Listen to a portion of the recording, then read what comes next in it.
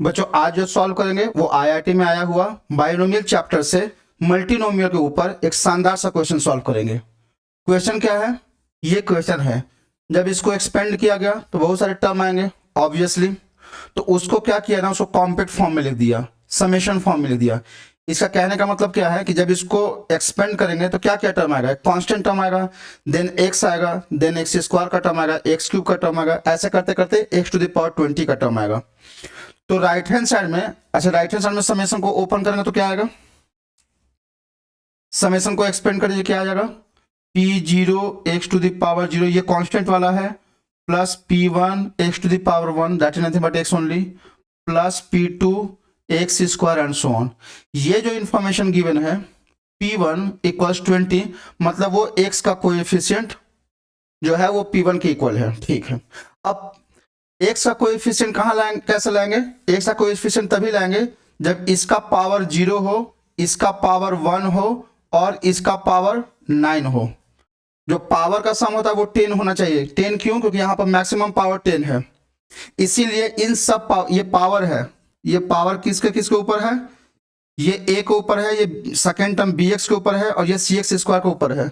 तभी तो ऐसा हो पाएगा a to the power 9 dot bx to the power 1 dot cx whole square to the power 0 will give you 1। तो इससे क्या टर्म आएगा वो देखिए, वो आएगा factorial 10 into a to the power 9 bx to the power 1 cx square to the power 0। और denominator में कैसे लिखते हैं, ये आ जाएगा फैक्टोरियल 9, ये आ जाएगा b का पावर कितना है 1 है तो फैक्टोरियल 1, यहाँ पर cx स्क्वायर का पावर कितना है 0 तो फैक्टोरियल 0। तो इससे कौन सा टर्म आएगा, factorial 10 dot a to the power 9 dot b dot that's it, और यहाँ से आ जाएगा x whole divided by factorial 9 dot factorial 1 dot factorial 0। यही वाला जो टर्म है वो x का कोएफिशिएंट है और यही p1 के इक्वल है। ठीक है, इसको सॉल्व कीजिए, कितना आ जाएगा, 10 को बाहर निकालेंगे तो फैक्टोरियल 9 बचेगा, वो कैंसिल आउट होगा तो ये बच जाएगा 10 into a to the power 9b and this must be equal to p1 that is 20। इसका मतलब ये बना कि a to the power 9 dot b equals 2 आया। अच्छा a b c सब नेचुरल नंबर है, तो इस केस में सिर्फ एक ही चीज पॉसिबल है, अगर a का वैल्यू 1 ले ले और b का वैल्यू 2 ले ले तभी यह पॉसिबल है। a b का तो वैल्यू आ गया, अब c का वैल्यू निकालने के लिए सेकंड इंफॉर्मेशन p2 क्या है, एक्स स्क्वायर का कोएफिशिएंट। एक्स स्क्वायर का कोएफिशिएंट कैसे आएगा, कॉपी कर लीजिए, मुझे इरेज करना है। एक्स स्क्वायर कोएफिशिएंट अगर लाना है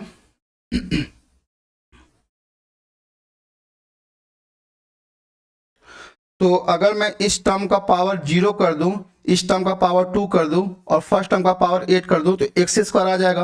अगर इसका मैं पावर 1 कर दूं, इसका पावर 0 कर दूं, इसका पावर 9 कर दूं तो भी एक्स स्क्वायर का टर्म आ जाएगा। और किससे से आ सकता है क्या, अगर इसका पावर 0 1 2 कर दूं तो एक्स टू द पावर 4 नहीं आएगा, बस यही पॉसिबिलिटी है। कैसे लिखना है, factorial 10 dot a to the power 8 dot b to the power 8, इसका पावर 2 है ना, तो b to the power 2 x square और इसका पावर कितना है, ये तो 0 हो जाएगा, तो मतलब cx स्क्वायर पावर 0 है तो वो 1 बन जाएगा, डिवाइडेड बाय इसका पावर 8 फैक्टोरियल 2 फैक्टोरियल 0 फैक्टोरियल। और किसी से आएगा क्या, हाँ सेकेंड वाला से आएगा, factorial 10 into a to the power 9 dot bx का पावर 0 है तो वो तो 1 दे देगा, छोड़ दीजिए उसको। और यहाँ पर c to the power 1 x square, यहाँ पर क्या आएगा फैक्टोरियल 9 फैक्टोरियल 1। ठीक है ना, ओके फाइन। अगर यहाँ से इसको निकाले तो ये कितना आ जाएगा, 10 आ जाएगा, और इसको सॉल्व करेंगे तो ये कितना आ जाएगा, a to the power 8 b square, इसको सॉल्व करेंगे तो 10 9 आउटसाइड, सो 2 4 जा और 10 9 फैक्टोरियल 8 तो गया, 2 से गया तो 5, ये 45 आ रहा है, ओके 5, ये 45 आ रहा है प्लस, और ये कितना आ जाएगा, एक्स स्क्वायर कोएफिशिएंट निकालना है तो मैं क्या कर रहा हूँ, यहाँ से एक्स स्क्वायर और यहाँ से एक्स स्क्वायर का कॉमन ले लेता हूँ, तो ये आपका आ गया कोएफिशिएंट। ठीक है, यहाँ से अगर करें तो कितना आ जाएगा 9 dot a to the power 9 dot c equals, ये कितना आना चाहिए 210।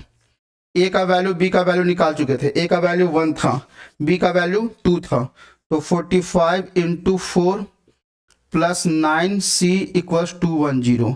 सो 9c इक्वल्स 210 माइनस ये कितना होगा 180, तो c का वैल्यू कितना हो जाएगा